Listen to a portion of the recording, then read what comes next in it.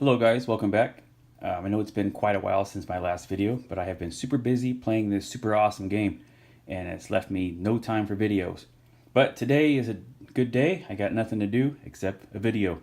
So what I would like to go over today is flight stands. Love them or hate them. And when I say love them or hate them, it's because when I had my first experience with them, it was a love-hate. I recently went to Vegas, as I mentioned a while back, I think, to play with Desert Admiral and Leatherneck. And we played at Leatherneck's house, and he had a bunch of flight stands, not like the ones you see before you, but he had his. They were different. All the planes were magnetized, and they just went to a single rod. There was no platform. And what I did like about the flight stands was the elevations. I did like being able to look across the table and know where all the strategic bombers were, know where all attack fighters were, know where all the fighters were. It was great. But the things I did not like, where you have a stack and he had a flight stand on top of it, and like I said, we had the unit was magnetized to a pole. There was no platform. So when you move the flight stand, you had to go back and get your chips. And to me, it seemed kind of counterproductive. If I might as well just have the plane on there and take the plane and take the chips. It's easier to even almost take the plane and chips at the same time than I have to do two separate movements. So that bothered me.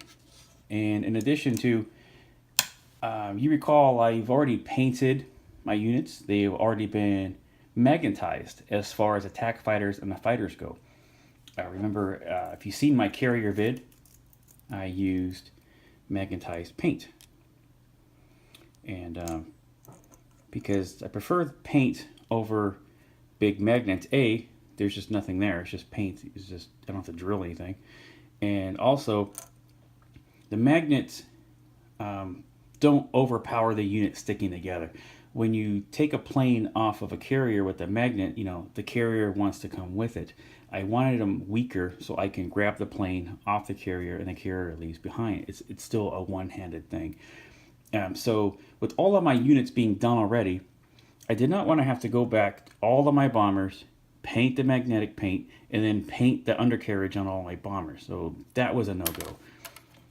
So to take care of both issues I was having with the flight stands, I decided to put the chips on top. It's very easy to move around.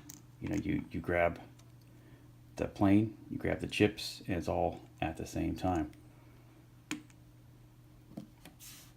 And no, it's not really top heavy. Of course, as the chips get higher, you just have to go to lower denominations on the chips.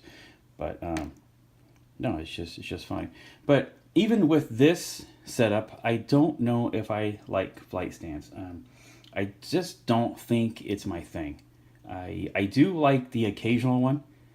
For example, being America, I like having, you keep bringing bombers over from America to wherever you're going. If you're going to Korea, or if you're going to England, wherever you're going with your big stack of bombers, I like to have that flight stand. It's easier. It's easier for me as the American player to remember. Don't forget to move that stack up because it's such a long journey to get to where you're going. You definitely do not want to forget to move those units, and it's just like I said, it's just easy to grab. Very easy to grab. So to make these was very, very cheap. As I mentioned in another video, you get these chips here at Historical Board Game. You'll get 50 chips, I think, for $3. You'll go to Home Depot, you'll get a wooden dowel. Doesn't matter what size, you just want to make sure it's going to fit into the flat part here of the chip because you want to get a good glue, a good seal on the glue. You will get 3/4 inch roundels. These are from Historical Board Gaming, but I don't recommend buying them from Historical Board Gaming for this purpose because they are expensive. As you can see, I have some weird radiation ones. I bought something from Historical Board Gaming a while back, and it came with a bunch of weird roundels that I didn't need, so I actually just use those. But you can get these at Michael's, and you'll get a washer, of course, from Home Depot. These are pretty cheap. You'll just get a pack of whatever you need. If you're doing 25 flight stands, you're doing 50. You will just get the pack of whatever you need. You'll spend upwards to about $5 for that 50. The metal rod is also, you can get at Home Depot.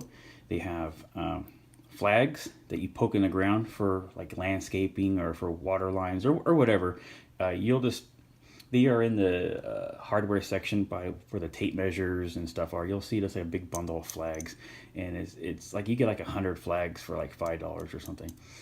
Naturally, you don't need 100 flags. You probably only need like 5, but you're kind of stuck buying a whole bundle. But it's still fairly cheap. So all in all, for under $20, you can make as many flight stands as you wish. Well, up to 50, because you're going to have 50 chips. Recommend buying a different color chip than what you use if you're not going to paint your stands. As you can see here, I painted mine to match my board. And that's it. Just you're just going to glue them together. It's not rocket science, right? And then you can also, you'll be able to choose your own elevations as far as, you know, your heights. Now what I was going to do, I just, like I said, I don't like them enough to do this, but I was going to make a mold of this chip here and cast them in clear, and so all the base platforms would be clear. But like I said, I didn't like them enough to go through that hassle, so I just painted them, and you can see, you can still see that's 2 chips. Yeah, it's got a base on there, but you can tell. And since they are all stained and whatnot, you know, obviously there's no chip under that. It's just, you know, it's not the colors we use. So it's, like I said, it's easy to tell if there is a chip there or not. So that's it, guys. I hope that helps out if you like flight stands. Like I said, love them or hate them, right? Okay, guys, that's it. Take care, and I'll see you soon. Bye-bye.